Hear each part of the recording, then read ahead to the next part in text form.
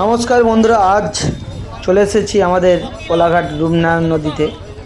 প্রত্যেক বছরের মতন বাবা মারা যাওয়ার পর কয়েক বছরই আসছি তর্পণ করতে, পূর্বপুরুষের আত্মার শান্তি কামনার জন্য।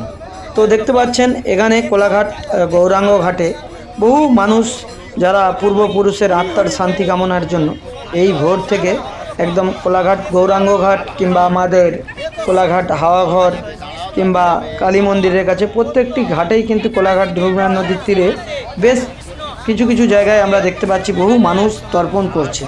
তো খুব সুন্দর একটা মুহূর্ত আপনাদের সাথে শেয়ার করছি শ্যাম ভাই।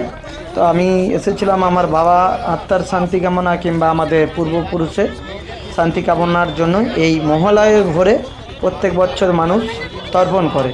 তো কেমন লাগছে ভিডিওটা অবশ্যই কিন্তু দর্শক জানাবেন।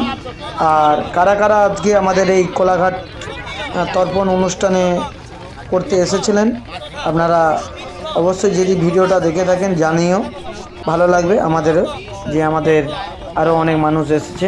এবং আশেপাশে কোলাঘাট ব্লকের আশেপাশে বহু মানুষ বহু দূর দূরান্ত থেকে কোলাঘাট রূপনারায়ণ নদীর ধারে এসেছিল এই তর্পণের জন্য।